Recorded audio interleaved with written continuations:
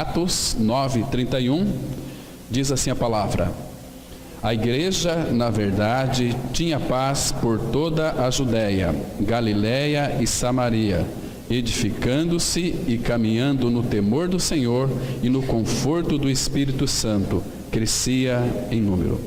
Então vamos ter mais uma palavra de oração. Pai, suplicamos mais uma vez nesta manhã que o Teu Espírito Santo venha abrir a Tua palavra para nós e nos dá sabedoria para compreender aquilo que Ele já inspirou e aquilo que Ele quer revelar para nós nessa oportunidade. Por isso, Pai, toma as nossas mentes, toma os nossos corações, toma as nossas atenções, para que então sejamos bem concentrados, que os nossos ouvidos nesse momento, Pai, não venham se distrair com aquilo que vai ser dito. Por isso, Pai, também concede-nos espírito de sabedoria e de revelação, para que então possamos ver claramente a pessoa do Filho, para conhecê-lo plenamente. E nós cremos, ó Pai, como o Senhor nos reuniu nesta manhã, o Senhor tem algo a nos dizer. Queremos ouvir a Tua voz pela Tua palavra é o Teu falar. E nesta manhã, nós bendizemos o Teu bendito Espírito, que Ele irá ministrar os nossos corações. Confiamos a Ti a Tua palavra, para que Tu a reveles. Em nome de Cristo nós oramos. Amém. Irmãos, quem poderia falar do Espírito Santo? Nenhum homem tem essa capacidade de falar do Espírito Santo, a não ser Ele mesmo. Então, quando Ele deseja se revelar, se expressar, então nós podemos conhecê-lo. O Espírito Santo é uma pessoa que nos foi dada no momento em que cremos no Senhor Jesus Cristo, para que então a pessoa do Espírito, que é Deus, de Deus, possa então mostrar para nós todas as riquezas de Cristo. E hoje a gente vai verificar, com a ajuda do Senhor, os efeitos do Espírito Santo dentro de nós. Como que Ele trabalha em nós, como que Ele tem um desejo profundo em exercitar o seu ministério. Mas, irmãos, o Espírito Santo nunca vai revelar algo da pessoa de Cristo quando Ele encontra em nós corações que sejam displicentes, acomodados, corações que não o almeja, coração que não tem um profundo desejo de buscar o Senhor, né? Então o Espírito Santo foi dado como, não apenas, me entenda com cuidado, não um suporte, porque jamais ele pode ser isso, mas de alguma maneira ele nos foi dado para falar de tudo aquilo que nós já temos em Cristo. Está oculto em nós, que a gente não consegue enxergar por nós mesmos. Então ele vem como aquela luz e ilumina todo o nosso interior, e para que a gente então possa contemplar todas as belezas, todas as riquezas insondáveis de Cristo. Nós fomos salvos pelo Evangelho da graça, que trata da libertação do nosso pecado. Então nós somos jogados agora dentro de um corpo pelo próprio Espírito, para que então nós o conheçamos a Cristo. E isso Ele vai fazer em nós, mas Ele vai fazer na medida ou na proporção do nosso desejo em conhecer o Senhor. O Espírito Santo foi nos dado para que desse testemunho de Cristo. Ele não faz uma outra coisa, né? Então tem muitas pessoas que às vezes colocam o Espírito Santo como a centralidade da igreja. Não é. Se você quiser realmente conhecer mais profundamente o Espírito Santo, você tem que estudar o capítulo 24 de Gênesis, onde ali aquele Eliezer, servo de Abraão, o Damasceno, ele é uma figura linda do Espírito Santo. E a partir ali, quando então Abraão manda ele buscar uma noiva para o seu filho, você não vai mais encontrar o nome dele, você vai encontrar sempre essa expressão assim: o servo de Abraão. Eu sou o servo de Abraão. Então ele começa a falar das riquezas insondáveis de Cristo. O meu Senhor é muito rico, então eu vim aqui buscar dentro a parentela uma noiva para o meu Senhor Isaac. Entende? Então é muito lindo. O Espírito Santo é uma pessoa maravilhosa. Ele não é uma energia, ele não é uma força como muitos aí têm propagado. Ele é uma pessoa, e sendo ele uma pessoa, nós podemos entristecê-lo com o nosso viver, muitas vezes negligente, com o nosso viver muitas vezes indispendicioso, ou seja, uma vida totalmente acomodada, uma vida que de fato não tem um compromisso com o Senhor. Porque, irmãos, quando cremos no Senhor Jesus Cristo, na obra consumada do Calvário, nós somos batizados, lançados para dentro de um corpo. Fomos batizados em um mesmo Espírito, tornando-nos um só corpo. E o Espírito Santo, ele vai trabalhar em nós para formar Cristo dentro de nós. Ele vai usar a sua palavra, ele vai usar a cruz, e ele vai usar as circunstâncias para nos moldar, para tirar as nossas arestas, para tirar as nossas complicações, para tirar essas mazelas da nossa alma. Então ele vai tirar, ele vai trabalhar tudo isso, vai usar a palavra, vai usar a cruz, vai usar as circunstâncias. Então, e sempre, irmãos, não apenas o Espírito, em qualquer ação que ele vai fazer em nós, está envolvida não apenas o Espírito. Hoje vamos considerar o Espírito, mas sempre temos que ter em mente, é a Trindade Santa quem vai trabalhar em nós. E eles trabalham em uma harmonia maravilhosa, como que naquela dança de pericoreses. Eles dançam em volta com aquelas mãos entrelaçadas. Nós tratamos um dia aqui sobre a pericorese, nós gastamos uma manhã inteira para falar desse assunto, para mostrar então dessa harmonia da Trindade, né? É uma dança muito linda que tinha antigamente, onde as mãos elas entrelaçadas e fazia tipo de um caracol, e era uma harmonia fantástica. Então o pai se submete ao filho, o filho ao pai, o pai não é maior do que o filho não é maior do que o pai, o Espírito Santo não é maior do que o pai, nem maior do que o filho. Gente, é uma coisa maravilhosa, esplêndida. Então nós somos a igreja do Senhor. Nós sabemos que temos muitos altos e baixos ainda, né? Nós não gostamos daquela pessoa porque ela tem bigode, não gostamos daquela porque ela é careca, não gostamos daquela porque ela é estranha, esquisita. Irmãos, o Espírito vai tratar isso conosco. Então por isso que tem muitos cristãos que sofrem muitas vezes sem necessidade. Por quê? Porque são duros, né? Se você creu em Cristo, na obra consumada do Calvário, queridos, pode saber de uma coisa: se você creu, se você é um filho de Deus, o Pai vai lhe corrigir pelo seu Espírito. Ele vai usar todos os ambientes ao nosso derredor, vai usar a esposa, vai usar marido, vai usar a circunstância para tratar conosco. E nós precisamos, porque a Bíblia diz, reconhecê-lo em todos os nossos caminhos, porque Ele quer endireitar as nossas veredas. E por que Ele quer endireitar? Porque as nossas veredas são tortas, irmãos, são tortas. Nós temos um caminho, temos uma corrida, mas nós andamos meio como que desconjuntados, desalinhados. Então o Espírito quer nos adequar para nos colocar no trilho da sua palavra. Então nós estamos nesse caminho, vamos conhecendo quem? A verdade. Quanto mais nós conhecemos a verdade, que é Cristo, mais a verdade vai operar em nós libertação. Quanto mais somos libertos, mais nós vamos obter vida, porque tudo aquilo que é de nós, o Espírito pela cruz quer levar à morte, e aquilo que ele leva à morte, ele se coloca no mesmo lugar, entende? Isso é maravilhoso. Então, irmãos, são 3 aspectos fundamentais na nossa vida, a vida do regenerado, que o Espírito Santo vai operar inicialmente. O primeiro aspecto é o selo do Espírito.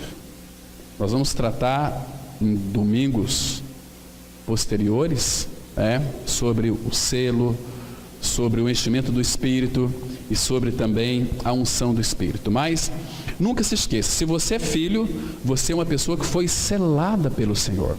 A palavra fala em Efésios 1:13, ela diz assim, olha, em quem também vós estáis, depois que ouvistes a palavra da verdade, o evangelho da vossa salvação, tendo nele também crido, fostes selados com o Espírito Santo da promessa, o qual é o penhor, é a garantia da nossa herança, até aquele dia, até o resgate. Então nós fomos selados. Quando o Espírito Santo nos sela, irmãos, significa que de fato nós somos filhos de Deus em Cristo. Nós não somos mais reputados entre as nações, nós não seremos mais confundidos, porque nós temos um selo. Ele colocou a sua marca em nós. Meu filho, fomos selados. Agora, irmãos, cabe àqueles selados pelo Senhor buscar diariamente o enchimento do Espírito Santo. A palavra fala em Efésios 5:18 que é para a gente não se embriagar com vinho, mas nos encher do Espírito. Quem se embriaga com vinho é dirigido pelo vinho. Mas o que é interessante aqui, irmãos, quando fala não se embriaga com vinho, e quando nós não embriagamos com vinho e não somos cheios do Espírito Santo? Quem que vai nos guiar? Nós mesmos. É uma vida guiada pelo eu. Você vai ter muito problema, muitas dores, muitos sofrimentos. Mas quando ele fala lá, enchei-vos do Espírito Santo. Então é para a gente nos apropriar do enchimento. Rogar ao Pai dizendo o seguinte: Pai, inunda-me cada dia mais com Teu Espírito Santo. Transborda-me com Teu Santo Espírito. E temos que ter, 2 Coríntios 13:13, comunhão com o Espírito Santo. Ou seja, ter intimidade com o Espírito Santo. Nós podemos ter intimidade com o Pai, com o Filho e com o Espírito. Agora, o Espírito que trabalha por detrás dos bastidores, nos mostrando tudo para nós. Sabe quando você lê as Escrituras Sagradas e você de repente tem um entendimento, parece que caiu a ficha? É o Espírito Santo revelando aquela palavra ao seu coração. Irmãos, é tão delicioso isso.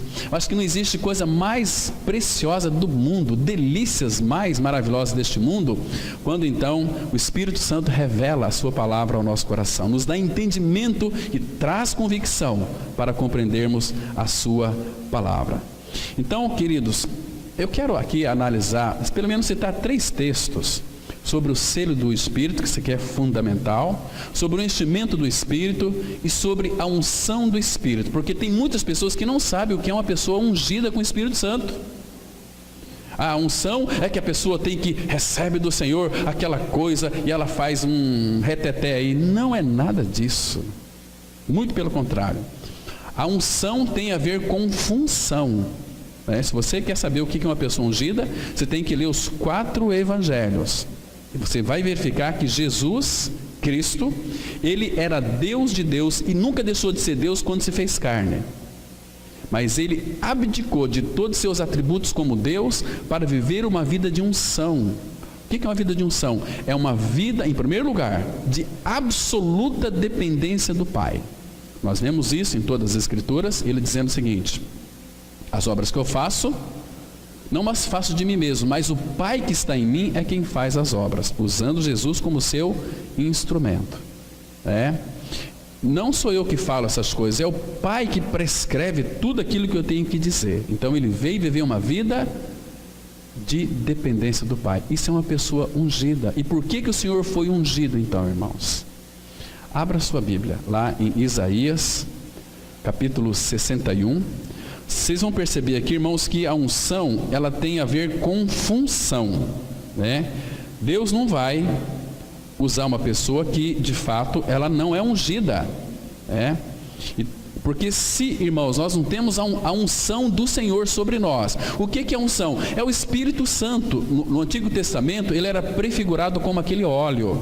Hoje nós temos a pessoa do Espírito. Hoje você não tem que ficar aí ungindo casa, jogando óleo em casa de pessoas. Meu Deus, tempo atrás eu fui visitar uma família, que a parede da casa estava cheia de óleo. Eu falei, para que isso? Não, que veio aqui o meu pastor, que ungiu porque tinha demônios. Por que ele não foi ungir a casa dele lá que precisa? Não. O que é isso? A unção, nós somos habitados pelo Espírito Santo de Deus, ele habita em nós, ele é a nossa unção. Quer dizer que, como que fala em Tiago, que se você tem que ungir o enfermo com óleo e tal? Sim, eu faço isso muitas vezes. Quando tem uma pessoa muito doente, muito mal, nós vamos orar, eu pego lá um óleo, pode ser de comida, pode ser óleo de breque de caminhão, não se importa que seja óleo. Então você coloca na cabeça um pouquinho ali e ora. E eu não sei por que a palavra manda fazer isso. Não é para melecar a cabeça das pessoas de óleo. Um pouquinho e ora, e a oração da fé salvará o enfermo. E se houver cometido pecado, ser-lhe-ão perdoados. Mas presta atenção aqui. Isaías 61. Eu vou ler aqui, irmãos, alguns versículos e preste bem atenção que a unção aqui é para desenvolver a nossa função. Diz assim a palavra: o Espírito do Senhor Deus está sobre mim. Ou você pode interpretar assim também: a unção do Senhor Deus está sobre mim. O que é a unção? É o Espírito, tipificado aqui no Antigo Testamento como aquele óleo, como aquele óleo. Então ele é a unção. Então o Espírito do Senhor Deus está sobre mim, porque o Senhor me ungiu para. Percebe aqui? A unção nos arremete para uma função. Ele me ungiu para.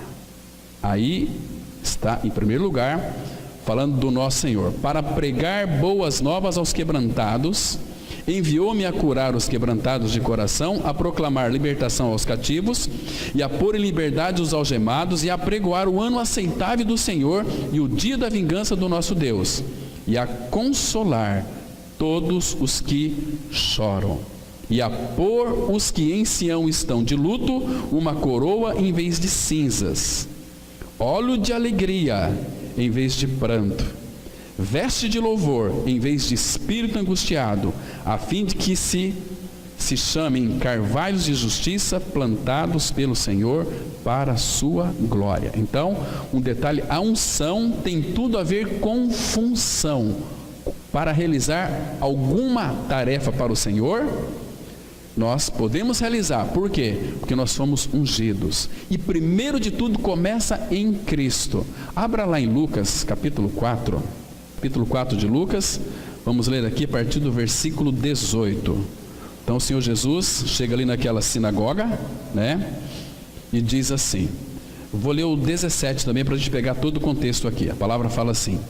Então lhe deram para Cristo o livro do profeta Isaías, e abrindo o livro achou o lugar onde estava escrito: o Espírito do Senhor está sobre mim, pelo que me ungiu para evangelizar os pobres, enviou-me para proclamar libertação aos cativos e restauração da vista aos cegos, para pôr em liberdade os oprimidos, e apregoar o ano aceitável do Senhor.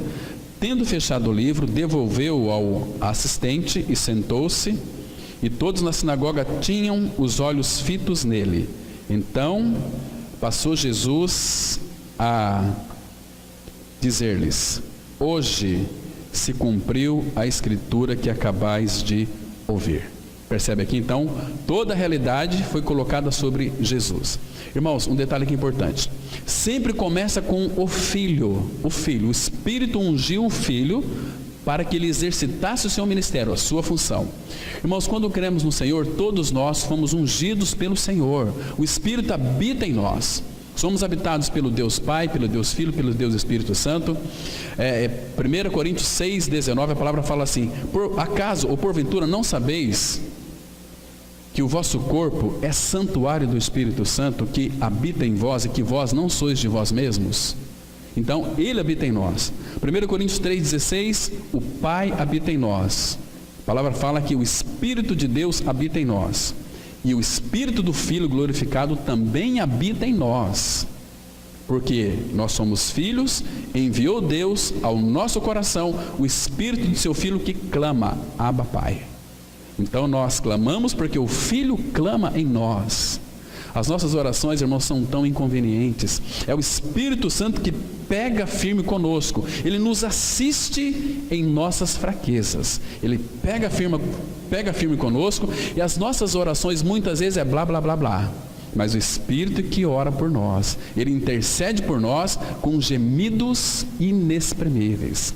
Ele que apresenta as nossas orações reais diante do Pai, de uma maneira tão profunda, tão profícua, tão maravilhosa, né? E outra coisa, nós não estamos sozinhos, irmãos, porque o Filho habita em nós. Ele disse assim, Mateus 28, 20: e eis que eu estou convosco todos os dias, até a consumação dos séculos. Irmãos, esse Senhor que habita em nós, a palavra fala que Ele vive para interceder por nós. Cristo à destra do Pai, Ele intercede por nós. Que maravilha é isso, irmãos? Então fica pouca coisa para nós. Então, se nós pudéssemos aqui, então, pelo Espírito, descobrir qual é o segredo do cristianismo, é vivermos uma vida totalmente debaixo e aos pés de Cristo. Aprender dele. Ele quer que nós o conheçamos, mas a gente quer conhecer as coisas que ele tem para nos dar. A gente fica encantado com as suas bênçãos. As bênçãos de Deus muitas vezes têm a tendência de nos corromper, porque Deus nos prova com as suas bênçãos, entende? Para ver se aquilo vai nos encantar mais do que a ele. Então nós temos que nos encantar mais com o doador do que com as dádivas. né? O nosso foco é Ele. Então, irmãos, que nós não perdemos este foco, irmãos. Que nós olhamos para uma só direção. E nós temos a ajuda do Espírito Santo do Pai, que habita em nós. Um outro detalhe que vai trazer muita confirmação para nós é que o Espírito Santo nos selou. Abra sua Bíblia em 2 Coríntios, capítulo 2. Aqui nós vamos verificar, irmãos, uma coisa tão extraordinária, tão preciosa. Primeiro, ele nos sela. 2 Coríntios, capítulo 1. Vamos ler o versículo 21 e 22. Olha que lindo, irmãos. Se você ler 2 Coríntios, né? Toda 2 Coríntios é uma carta de um homem maduro, do apóstolo Paulo. Então ele vai dizer para nós assim, 2 Coríntios, capítulo 1, versículo 21 e 22, que diz assim, olha só: mas aquele que nos confirma convosco em Cristo e nos ungiu é Deus. É Deus quem nos unge, mas você vai encontrar também que é o Filho quem nos batiza com o Espírito Santo, né? Parece que uma coisa parece estar desconexa, não está. Isso aqui, irmãos, é para nós recebermos tudo pela fé. Se a Bíblia diz que é Jesus quem batiza com o Espírito, eu creio. Se a palavra fala que quem nos unge é Deus, eu creio também. Porque a palavra de Deus, ela é inquestionável. Quando a gente começa a questionar a Bíblia, você começa a ser um teólogo, né? Não, eu sei, porque eu não concordo com isso. Então o Satanás começa a entrar, fazer uma mistura, porque você não consegue receber aquelas coisas com fé. Então você começa a questionar a própria palavra. Então nós temos que receber tudo pela fé. Eu creio. Então, quem nos ungiu é Deus, que também nos selou e nos deu o penhor. A palavra penhor aqui é a garantia do Espírito em nosso coração, que nos selou e nos deu o penhor do Espírito em nosso coração. Qual que é a garantia que você de fato vai ter a redenção do seu corpo? Você vai para a glória certamente. É porque nós temos o Espírito Santo. Ele é a garantia. Que maravilhoso é o nosso Senhor, irmãos. Isso nos alegra, nos empolga. Isso faz com que a gente tire os olhos deste mundo e colocamos nele. O Espírito quer que nós olhemos para ele. Irmãos, esse selo aqui, ele é tão importante na nossa vida. É uma convicção. Por isso que o cristianismo tem que ser uma vida de louvor. Nós não podemos ficar murmurando, reclamando de nada. Com esse azedume, em tudo dai graças. Essa é a vontade de Deus, pela capacitação do Espírito, né? Porque, irmãos, sabe o selo aqui? Quando ele nos sela, quando cremos no Senhor, você se lembra quando Daniel foi jogado na cova dos leões? Lembra? Lá em Daniel 6, versículo 27, a palavra fala assim, que quando era para o rei selar, quer ver só, abra lá em Daniel capítulo 6, eu gosto de mexer com a palavra, para que a gente então possa decorar cada vez mais a palavra e aprender mais da palavra.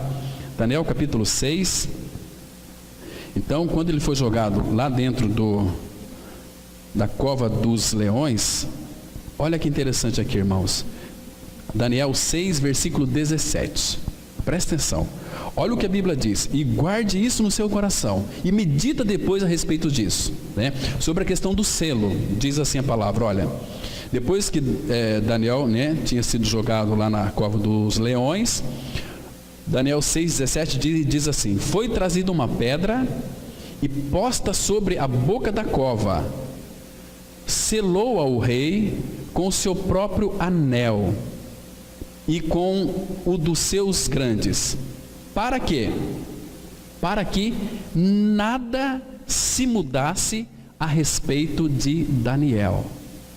O rei não queria que ele fosse para a cova dos leões, mas como era a lei dos medos e dos persas, não poderia ser mudado, então ele selou com seu anel ali, para que nada fosse mudado, homem, e não foi mudado. Agora, irmão, você imagina quando Deus nos sela com o Espírito Santo. Irmãos, que precioso é isso, irmãos, que maravilha é isso. Isso não pode ser mudado. Um filho de Deus, nunca mais ele vai deixar de ser desfiliado. Ah, irmãos, que alegria isso nos proporciona para o nosso coração. Se o homem aqui selou e não poderia ser mudado, agora o Espírito vem e nos sela definitivamente. Irmãos, quem pode mudar aquilo que Deus disse, aquilo que Deus selou, aquilo que Deus separou para ele. São meus filhos, meus filhos. O maligno não lhe toca, jamais perecerão. Eu lhes dou a vida eterna, jamais hão de perecer, porque são meus filhos. Quem é este Deus? Ele é o nosso Pai, que fez tudo por nós, irmãos. Então o Espírito Santo de Deus vai aplicar toda a obra da cruz em nós, e depois vai nos introduzir no caminho da cruz, das dificuldades, das provações. Por quê? Porque Ele nos ama e quer que o Filho dele cresça em nós, para que nós venhamos aparecer com Ele, entende? Nós somos filhos de Deus, Deus é santo, e o Espírito Santo está nos habilitando cada dia mais a sermos santos. Nós somos filhos de Deus, e Ele está nos habilitando mais a sermos o quê? Filhos, mas de que maneira? Filhos maduros, filhos que de fato têm a pessoa do Filho sendo formada em cada um de nós, né? E outra coisa, e o enchimento do Espírito Santo, irmãos, que é outra coisa fundamental para que nós estamos considerando aqui. Primeiro, o selo nós já vimos aqui, nós vimos também sobre a unção, né? E agora também o enchimento do Espírito Santo. A palavra sempre vai dizer o seguinte: enchei-vos do Espírito, enchei-vos do Espírito, porque Ele já nos foi dado. Então é nossa responsabilidade agora nos apropriar daquilo que Ele já nos deu o Espírito Santo. Agora, irmãos, quando nós entristecemos o Espírito, vivemos uma vida de cobiçosos, vivemos uma vida de adultério com a palavra. Adulterar não é só marido trair esposa, esposa trair marido. Adulterar é nós colocarmos outras coisas em nossa vida que ocupam o lugar de Cristo. Isso é adultério. Então, isso vai entristecer o Espírito. Então, o Espírito não vai poder mais atuar em nós se aquilo não for tratado. Está me compreendendo? Então, nós vamos ter muitas coisas do Senhor quando nós entristecemos essa bendita pessoa. E às vezes as pessoas entristecem o Espírito e começam a se afastar do Senhor. E aí o que Paulo fala? Não apagueis o Espírito.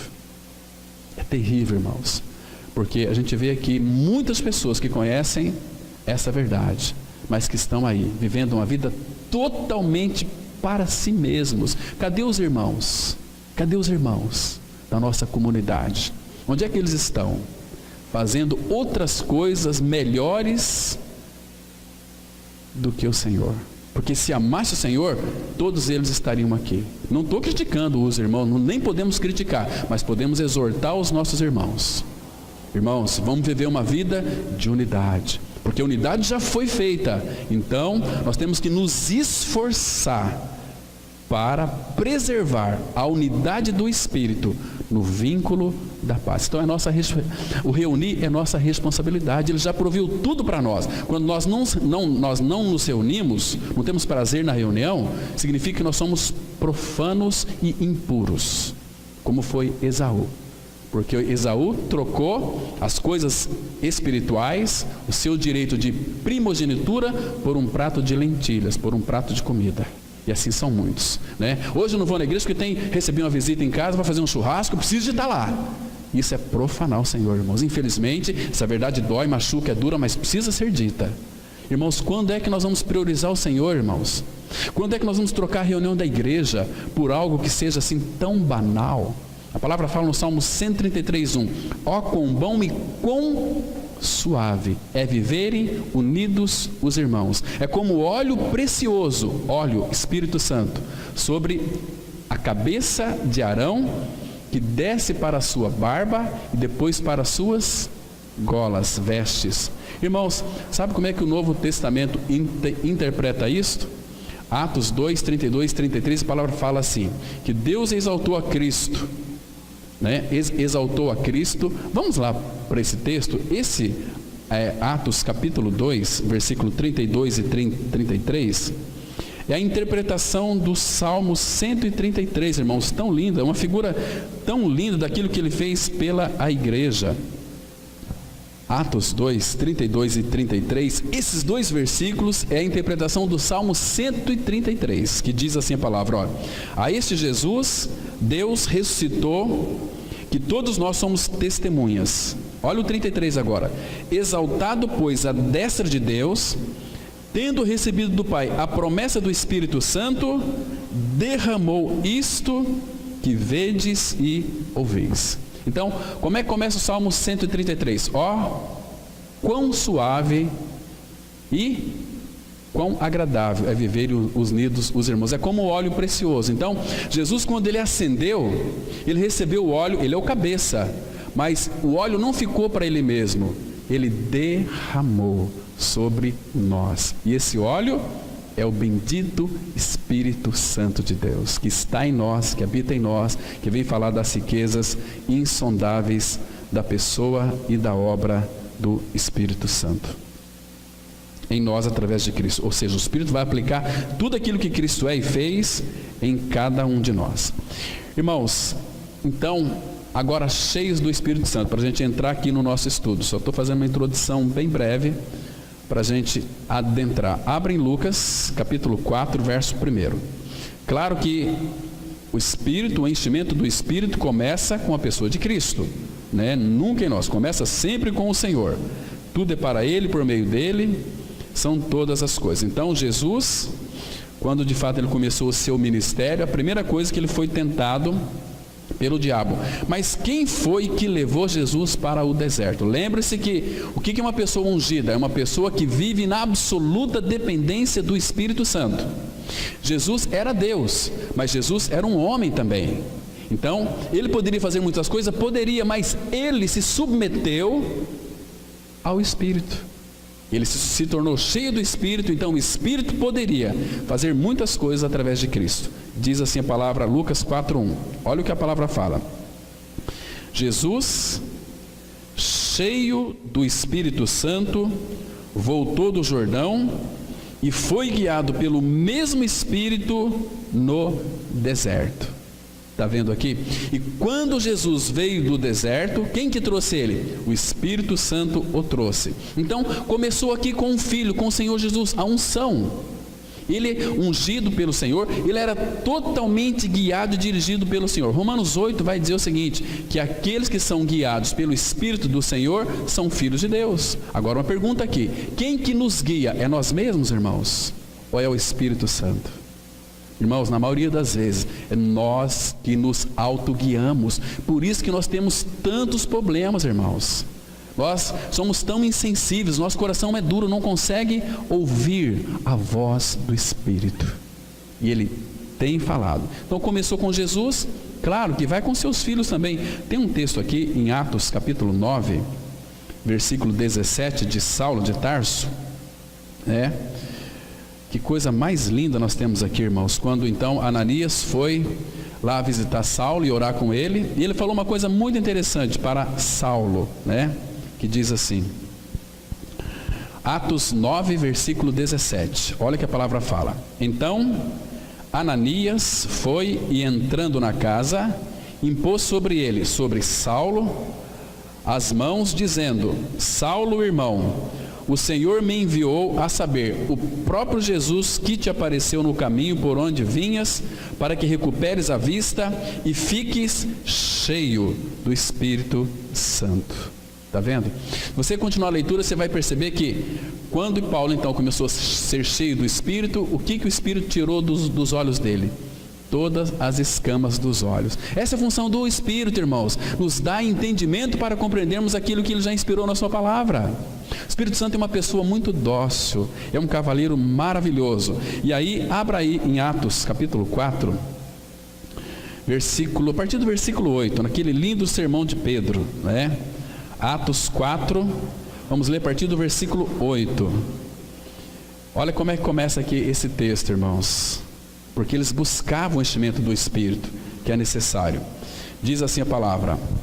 Então Pedro, cheio do Espírito Santo, lhes disse, olha, irmão, esse aqui era aquele Pedro que era assim tão covarde, porque na energia da carne ele disse para o Senhor, olha, eu vou contigo até a morte, ainda que tenha que morrer, eu não vou te abandonar, eu vou seguir o Senhor. O Senhor falou assim, Pedro, você, na energia da sua carne, você não pode me seguir. Pedro, ainda que o galo, antes que o galo cante, você vai me negar 3 vezes. Talvez Pedro deve ter saído e pensado assim, puxa vida, como o Senhor está enganado a meu respeito, Puxa, ele precisa de me conhecer, que eu não vou negá-lo. E Pedro negou. Ali pela criada, por um servo do sumo sacerdote, pelo outro lá. Mas Pedro aqui agora estava diante de quem, irmãos? Olha só, versículo 8. Pedro, cheio do Espírito Santo, e lhes disse, estava diante das autoridades armadas. Ali poderia ser morto. Autoridades do povo e anciãos, visto que hoje somos interrogados a propósito do benefício feito a um homem enfermo e do modo por que foi curado. Tomai conhecimento vós todos e todo o povo de Israel de que, em nome de Jesus Cristo, o Nazareno, a quem vós crucificastes e a quem Deus ressuscitou dentre os mortos, sim, em seu nome é que este está curado perante vós. Agora veja aqui o versículo 13, qual foi a reação deles? Ao ver a intrepidez de Pedro e João, sabendo que eram homens iletrados e incultos, admiraram-se e reconheceram que haviam eles estado com Jesus, porque agora ele estava cheio do Espírito Santo.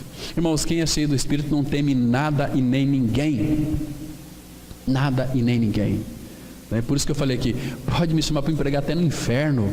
Se for para pregar lá, eu vou pregar. Vai ter um povo ali, boca de fumo, vamos pregar lá. Se quiser ouvir, eu vou pregar. Nós escolhemos, as pessoas para pregar que tem anéis no dedo, Olha, está aqui o governador, o prefeito, Olha só o doutor, vamos pregar na sua casa. Não, e a dona Maria lá que tem um filho drogado, precisa de ser consolada pelo Senhor. Irmãos, nós temos que pedir ao Pai, pelo seu espírito de sensibilidade, para nós ouvirmos a dor profunda da alma das pessoas que nos cercam. Entende, irmãos? Mas, irmãos, vamos ver então o efeito do Espírito Santo em cada um de nós. Só lembrando aqui, que essa palavra aqui no texto inicial que nós lemos aqui em Atos 9, que a palavra fala assim que a igreja, na verdade, tinha paz por toda a Judéia, Galiléia e Samaria, edificando-se, caminhando no temor e no conforto do Espírito. Essa palavra conforto no grego significa no encorajamento do Espírito Santo. O Espírito, ele consola. E quando ele conforta, ele nos dá encorajamento. Nos encoraja. Passamos por uma tribulação difícil. Para nós é uma tribulação, mas para o Pai é uma lição que temos que aprender. Irmão, se nós tivéssemos uma visão disto, as nossas vidas seriam tão mais edificadas. O Espírito Santo não levaria mais tempo para nos corrigir, para nos exortar. Muito pelo contrário, ele teria uma ação plena em nós, porque nós respondemos ao Pai, ao Senhor, de formar Cristo em nós, para que nós nos inundássemos e nos encantássemos com a bendita pessoa do Senhor Jesus Cristo. Mas somos muito presos a essas coisas. Então, cristianismo é difícil? É difícil viver uma vida cristã? É impossível.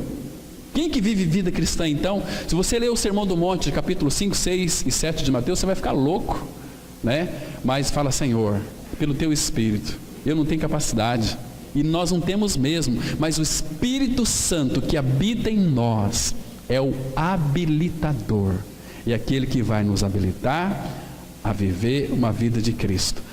Quando nós começamos a nos ficar cheios de nós mesmos, o Espírito vai trazer uma palavra chamada palavra rema. Olha, lembre-se, você foi morto com Cristo na cruz. Não é mais você quem vive, é Cristo quem vive em você. Deixa Ele fazer a obra. Deixa Ele fazer. Aí a gente vai descansar e depender do Senhor. E Ele vai atuar em nós de uma maneira tão extraordinária, irmãos. Porque, deixa eu mostrar para vocês o último exemplo para a gente entrar no estudo. Abra em Deuteronômio, capítulo 12. Deuteronômio, capítulo 12. A palavra aqui, irmãos, traz essa, não sei se seria um tipo de dificuldade, mas é algo que Ele vai suprir em cada um de nós. 12, a partir do versículo 9. Olha que texto lindo, irmãos. Que figura linda nós temos aqui sobre o conforto do Espírito Santo, que diz assim a palavra. Deuteronômio 12, a partir do versículo 9. Diz assim a palavra: porque até agora não entraste no descanso e na herança que vos dá o Senhor vosso Deus, mas passareis o Jordão. O Jordão, nós vimos aqui domingo passado, é morte. Mas passareis o Jordão e habitareis na terra que vos fará herdar o Senhor vosso Deus. Essa terra aqui é Cristo. E vos dará descanso de todos os vossos inimigos ao redor, e morareis seguros. Então haverá um lugar que escolherá o Senhor vosso Deus, para ali fazer habitar o seu nome. E esse lugar farei chegar tudo o que vos ordeno, e os vossos holocaustos, e os vossos sacrifícios, e os vossos dízimos, e a oferta das vossas mãos, e toda a escolha dos vossos votos feitos ao Senhor. E vos alegrareis perante o Senhor vosso Deus, vós, os vossos filhos, as vossas filhas, os vossos servos, as vossas servas, e o levita que mora dentro das vossas cidades, e que não tem porção nem herança convosco. Guarda-te, não ofereças os teus holocaustos em todo lugar que vires, mas no lugar que o Senhor escolher, numa das tribos, ali oferecerás os teus holocaustos, e ali farás tudo o que te ordeno. Seria aqui na terra de Canaã. Irmão, sabe o que Deus está dizendo aqui, pelo seu Espírito? Que Deus não vai aceitar nada de nós que seja fora do Filho. Tudo aquilo que nós fazemos fora de Cristo é abominação diante do nosso Senhor. Por isso nós temos, irmãos, o Espírito Santo que vai sempre nos dirigir. O Espírito Santo sempre vai nos guiar a toda a verdade. Ele foi dado para isso. Entende, irmãos? Mas vamos avançar aqui agora, irmãos, no nosso estudo, para a gente ver algumas coisas fundamentais. Então, em primeiro lugar, o efeito do Espírito Santo no coração do homem começa com uma regeneração. É claro que quem vive e morre não regenerado não pode ser salvo. Não há salvação da desgraça eterna para quem não foi libertado do estado de pecado.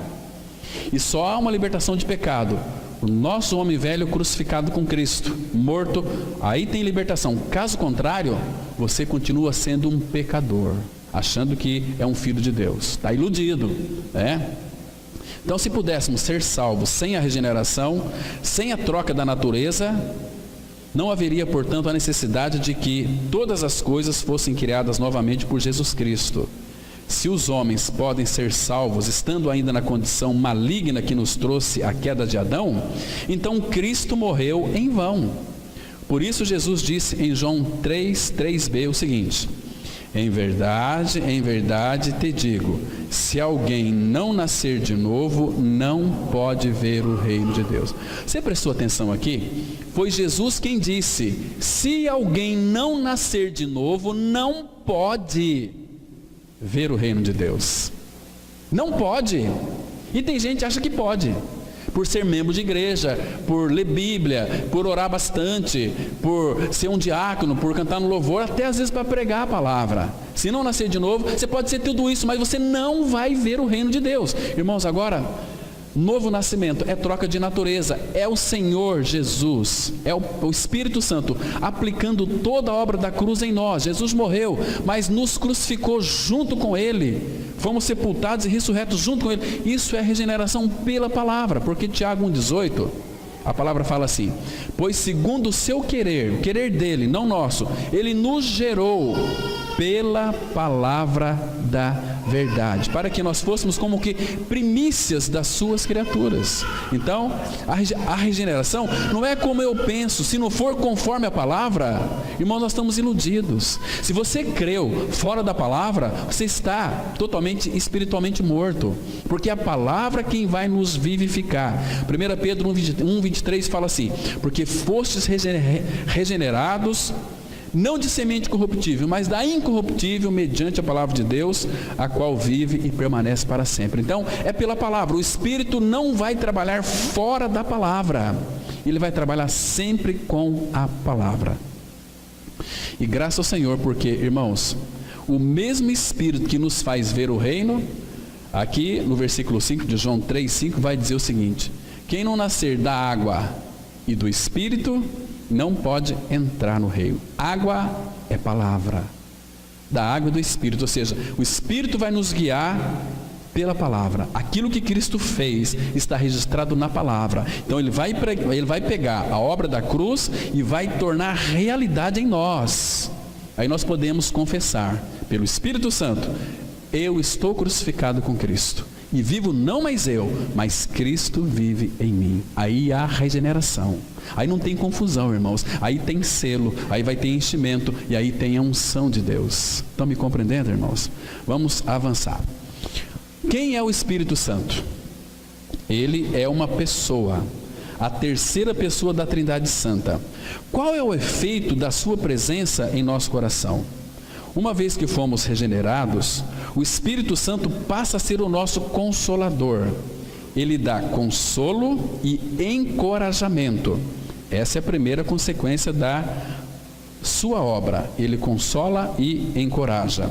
Consolo é serenidade e contentamento da alma em plena tribulação, graças à consideração ou à presença de algum bem que sobrepuja o mal, a inquietação ou a perplexidade contra a qual ela tem de lutar.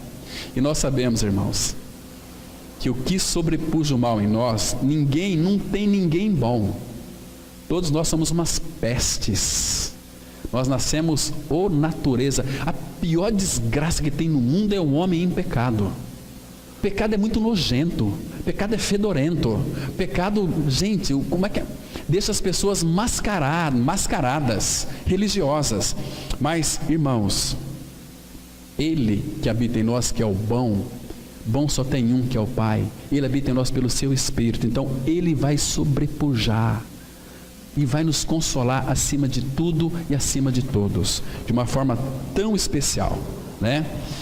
Por isso que toda vez que há fortalecimento e consolação, necessariamente há também inquietação e perplexidade. Por isso o apóstolo Paulo escreve em 2 Coríntios 1, 5 e 6, ele diz assim: porque assim como os sofrimentos de Cristo se manifestam em grande medida a nosso favor, assim também a nossa consolação transborda por meio de Cristo.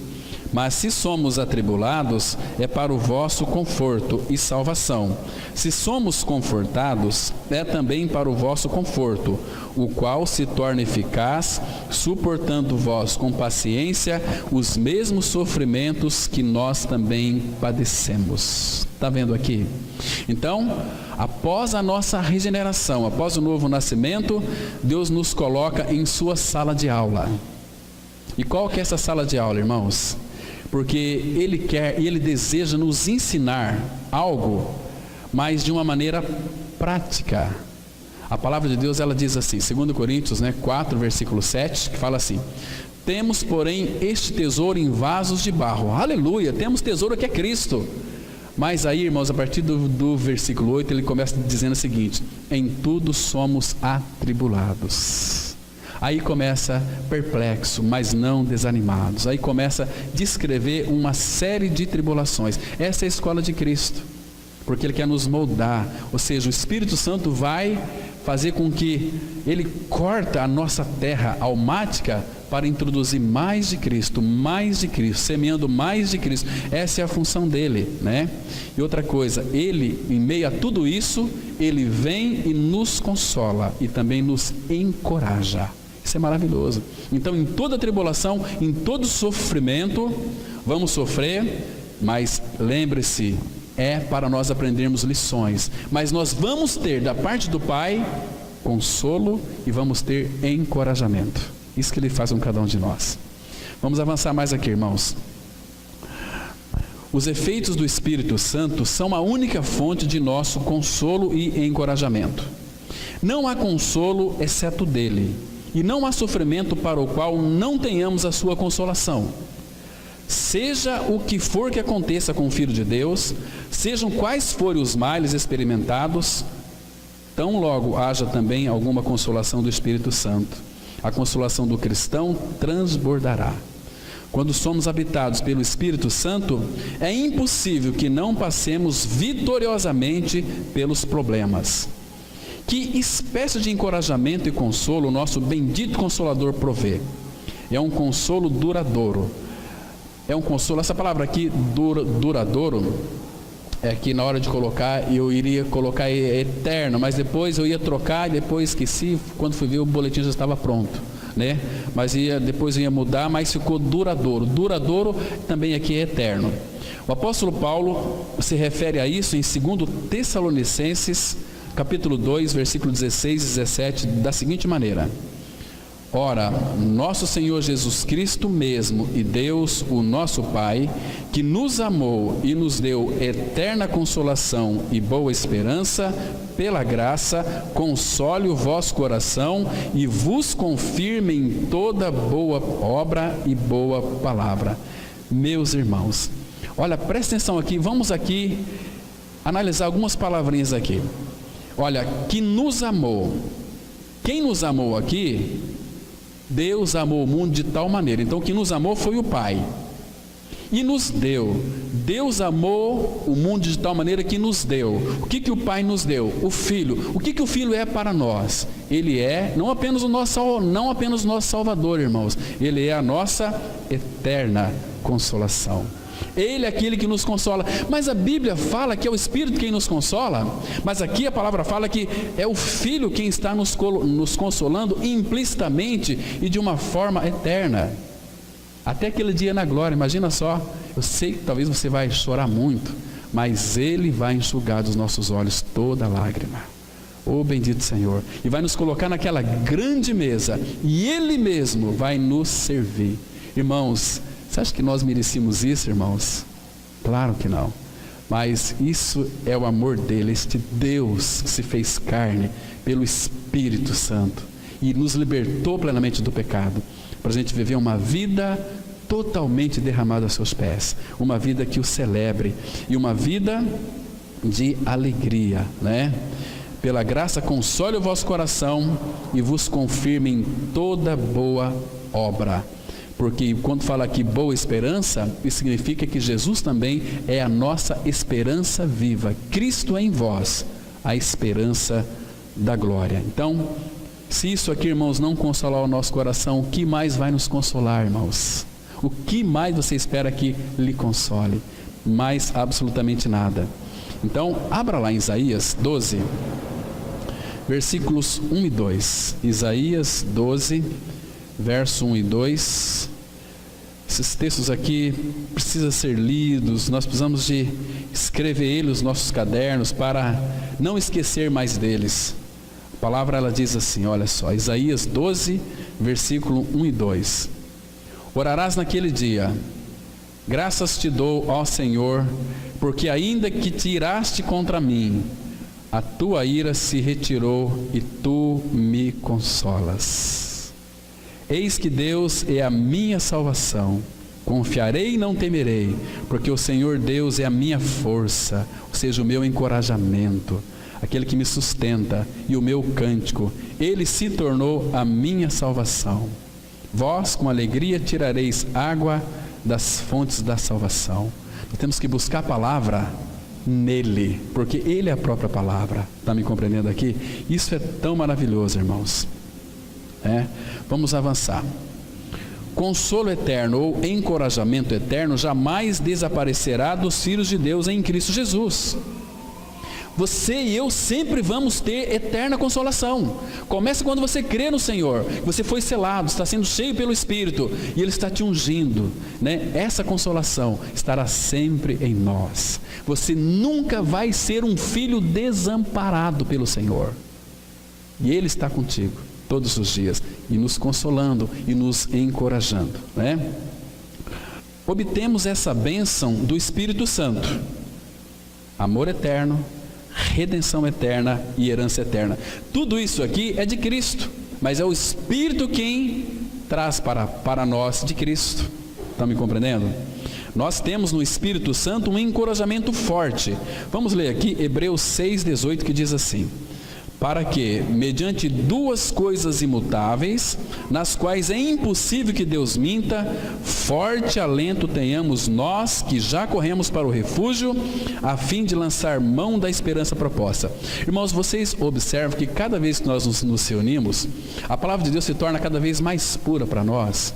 Ela parece que o Espírito traz mais luz para nós. Quando nós desejarmos veementemente nos reunir, priorizar as reuniões da igreja, irmãos, o Espírito Santo sempre vai falar mais aos nossos corações. Entende? Eu tenho vontade aqui, irmãos, de pregar coisas profundas da palavra, mas isso tem me consumido, porque eu sei que muitos dos irmãos vão ter dificuldade em compreender. Entende? Isso me aflige muito a minha alma, meu espírito, porque, Senhor, por quê? Eu quero. Então, Senhor, separa o teu povo. E o Senhor está separando o seu povo, irmãos, para que a gente possa... Agora, veja aqui, olha aqui, parece que o Pai está falando aos nossos ouvidos, mediante duas coisas imutáveis, nas quais é impossível que Deus minta. Forte alento. Essa palavra aqui, alento, significa, sabe o que? No original, encorajamento, ânimo, resistência, coragem. É um forte alento. Nós temos que ter coragem, porque, irmãos, a nossa redenção é certa. A nossa salvação foi eficaz. Nós somos filhos eternos do Pai. E outra coisa, irmãos, Deus está, pelo seu Espírito, foi o Espírito que inspirou toda a palavra, Ele quer nos chamar a nossa atenção para que nós voltemos para a palavra, porque Ele fala aqui, é impossível que Deus minta. Abra lá em Números, capítulo 23, versículo 19. Ele já vem falando desde o Antigo Testamento isso, irmãos, para mim, para você, que Ele não mente. Então Ele quer que nós descansemos na suficiência da sua palavra, porque nós somos homens, nós somos tendenciosos a mentir, mas Deus não é homem para que minta. Diz assim a sua palavra, Números 23, verso 19. Deus não é homem para que minta, nem filho do homem para que se arrependa. Porventura, tendo ele prometido, não o fará? Ou tendo falado, não o cumprirá? Irmãos, isso nos traz forte alento para o nosso coração, para nós descansarmos naquilo que Ele disse. Pelo fato de nós crermos na palavra, nós vamos ter consolação, porque Deus disse, e Ele não mente. É impossível que Deus minta. Então, irmãos, sabe aquelas vezes quando você ora, parece que Deus não escuta a sua oração, parece que nada acontece? Ele quer lhe ensinar uma lição. Sabe qual é? É que você então volte para a palavra. Se Ele disse, creia que Ele vai cumprir a sua palavra, né? Porque nem só de pão viverá o homem, mas de toda palavra que procede da boca de Deus viverá o homem. Nós vivemos por meio dele. Cristo é o nosso alimento. Eu estou preocupado se ora alguma coisa, se Deus vai responder com sim ou não. Eu sei que Ele vai responder, mas, irmãos, eu quero Ele, eu quero crer na palavra dEle, eu quero descansar na suficiência de Cristo. Oh, que precioso é isso, né? Então, nós somos, irmãos, depois vocês leiam lá em Isaías 27, de 2 a 6, que você vai perceber que ali você e eu, nós somos a vinha deliciosa do Senhor, que Ele tem prazer em nós, né? Irmãos, sei que não vai dar para a gente concluir isso tudo aqui hoje, mas nós vamos avançar bastante. Vamos lá para Isaías, capítulo 27. Vamos ter que ler porque são coisas tão preciosas. Isaías 27, quando fala naquele dia, o dia de Pentecostes, o dia que o Espírito foi derramado aos nossos corações, né? Mas a palavra, ela diz assim, olha, Isaías 27, versículo 2 e 3. Olha o que a Bíblia diz, irmãos. 27, vou ler até o 6. Naquele dia dirá o Senhor, cantai a vinha deliciosa. Irmãos, nós somos esta vinha deliciosa do Senhor.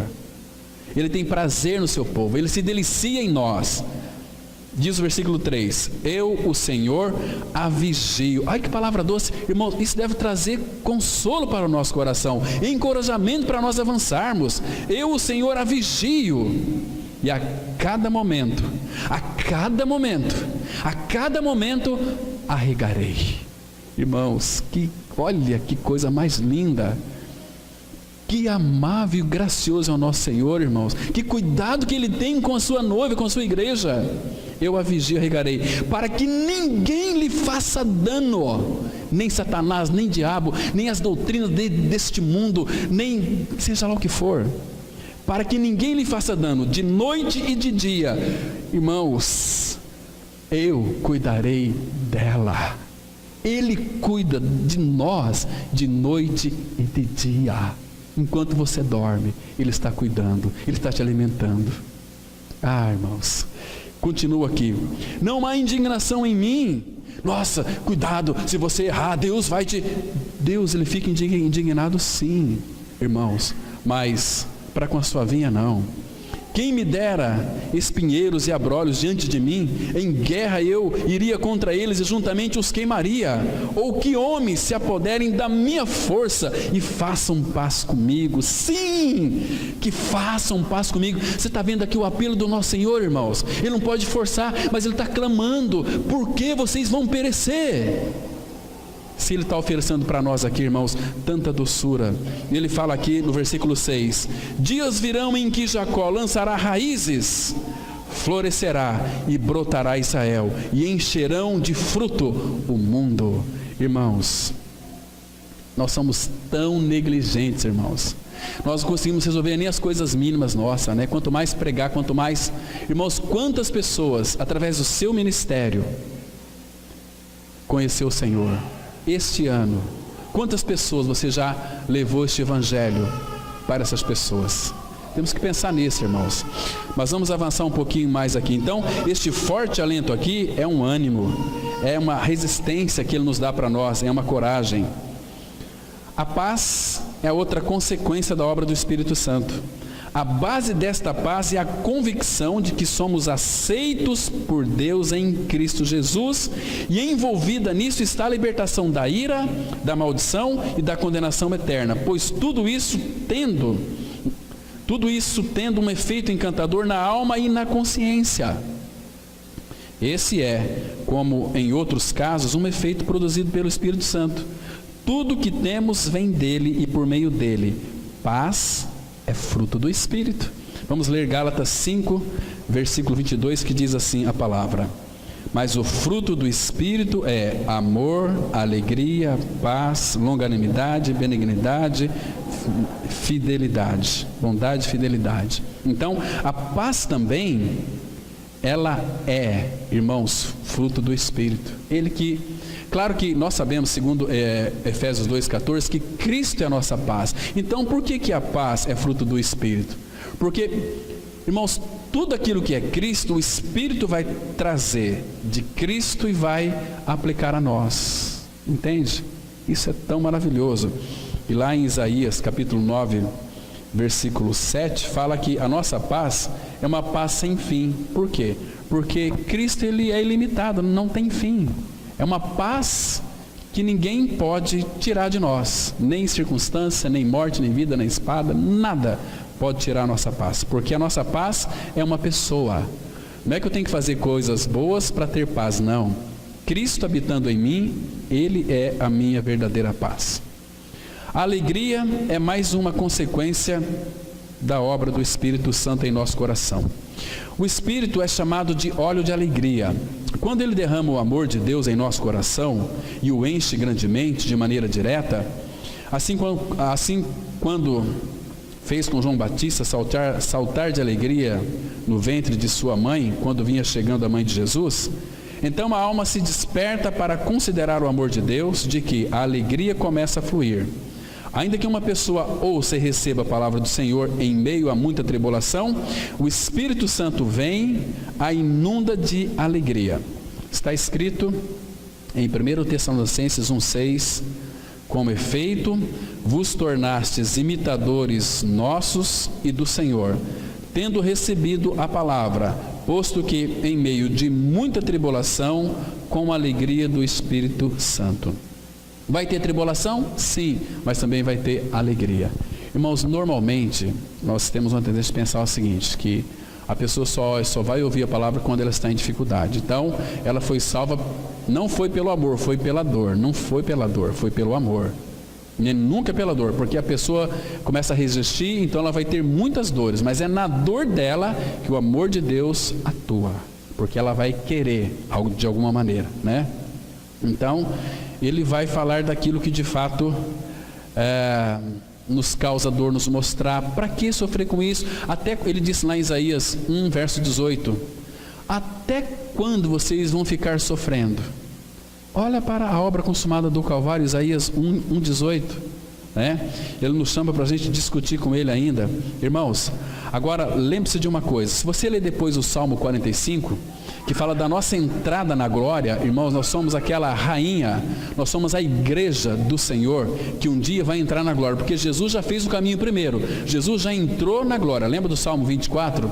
Quem é este rei da glória? Primeiro, fala dos portais eternos, levantai, ó portas, vossas cabeças, para que entre o rei da glória. Então Jesus já entrou na glória, e agora, irmãos, um dia vai chegar a vez de mim e de você entrar na glória. Vai ser um dia tão gracioso, mas o Salmo 45 fala exatamente disso, que nós vamos entrar na glória, e vamos entrar nos seus palácios. Que lindo que é isso. Depois vocês leem o Salmo 45, os versículos 10, 11, os 13 e 15, que são maravilhosos. Vamos avançar aqui. O Espírito Santo deseja servir-nos com Cristo. Quando crescemos no Senhor, somos transformados pelo Senhor, mas muitas vezes ignoramos que essa obra é realizada pelo Espírito Santo. Ele jamais fará propaganda de si mesmo. Se virmos Cristo em uma reunião, isso é resultado da obra do Espírito Santo. Contudo, Ele próprio nunca se permite aparecer. Ele até mesmo se esconde. Ele veio para dar testemunho de Cristo. Jesus falou dele aqui em João 15, verso 26. Quando, porém, vier o Consolador, que eu vos enviarei da parte do Pai, o Espírito da verdade, que dele procede, esse dará testemunho de mim. Irmãos, o Espírito Santo foi nos dado para dar testemunho de Cristo. Atos 1:8 fala assim: mas recebereis poder ao descer sobre vós o Espírito Santo, e ser-me-eis minhas testemunhas. Vocês não vão dar testemunho de vocês, vocês serão testemunha de Cristo, vocês vão falar dele, né? Por isso que o Espírito Santo foi dado para cada um de nós também. O Espírito Santo conhece todas as coisas e, portanto, as pode ensinar. Não há limite para a sua capacidade de ensinar-nos, já que Ele conhece toda a verdade. Portanto, Ele nos guiará a toda a verdade. Toda a verdade. Vamos ler aqui, João 16, 13. Quando vier, porém, o Espírito da verdade, Ele vos guiará a toda a verdade, porque não falará por si mesmo, mas dirá tudo o que tiver ouvido, e vos ensinará as coisas que hão de vir. Quem que é o nosso professor aqui, irmãos? Quem que vai nos ensinar? É o Espírito Santo. Não é pastor, nós não aprendemos de pastor, não aprendemos dele, que o Espírito usa, o pastor usa o irmão, usa a irmã para ensinar a outros. Esse é o ministério dele. Agora, irmãos, por que nós temos a igreja? Por que Cristo habita na igreja? Porque quem estabelece o senhorio de Cristo na igreja é o Espírito Santo de Deus, não é outro, irmãos. Se nós temos o senhorio de Cristo hoje, é o Espírito quem faz isso. Ele faz na vida, faz a nossa experiência, faz os nossos movimentos. É Ele quem vai fazer isso, porque Ele é o Espírito. Vamos ler mais um texto em 1 Coríntios 12, versículo 3. Aqui vai mostrar, irmãos, que é o Espírito Santo quem vai estabelecer o senhorio de Cristo na vida da igreja, ou seja, em nós. 1 Coríntios 12, versículo 3. Olha que interessante aqui, preste bem atenção, olha que lindo que é. A palavra fala assim: por isso, 1 Coríntios 12, verso 3. Por isso vos faço compreender que ninguém que fala pelo Espírito de Deus afirma anátema Jesus. Por outro lado, ninguém pode dizer Senhor Jesus senão pelo Espírito Santo. Então, quem estabelece o senhorio de Cristo no nosso meio é a pessoa do Espírito Santo. Agora volta lá em 1 Coríntios capítulo 2. Veja que lindo é isso aqui, irmãos. Nós temos que começar a desfrutar dessas realidades espirituais hoje, né? Tem muitos que estão dizendo o seguinte: olha, quando eu for para a glória, a palavra fala lá, como eles assim anunciam, coisas que nem olhos viram, que nem ouvidos já percebeu, nem chegou ao coração do homem, são as coisas que Deus preparou para aqueles que o amam. E para aí, olha só, 1 Coríntios 2, verso 9, como está escrito: nem olhos viram, nem ouvidos ouviram, nem jamais penetrou em coração humano o que Deus tem preparado para aqueles que o amam. Mas não para aqui, irmãos. Olha o versículo 10. Mas Deus nolo revelou pelo Espírito, porque o Espírito a todas as coisas perscruta, até mesmo as profundezas de Deus. Agora, olha o versículo 12. Ora, nós não temos recebido o Espírito do mundo, e sim o Espírito que vem de Deus. Para quê? Para que conheçamos o que por Deus nos foi dado gratuitamente. O Espírito lhe foi dado a mim e a você para que nós conheçamos tudo aquilo que já foi dado por Deus a nós, que estão aqui na sua palavra. Eu fico tão triste quando eu vejo alguns cristãos vivendo uma vida miseráveis. Por quê? Porque não estão buscando o Senhor, não querem o Senhor, vivem uma vida toda arrebentados, vivem uma vida que, olha, é de fazer pena. Misericórdia. É obra do Espírito Santo trazer a nós, bem como fazer real em nós, de uma maneira experimental, tudo aquilo que Cristo é e fez em cada um de nós. Amém. Irmãos, que o Senhor então revele essa verdade aos nossos corações, para que a gente possa avançar mais no Senhor Jesus. Vamos orar.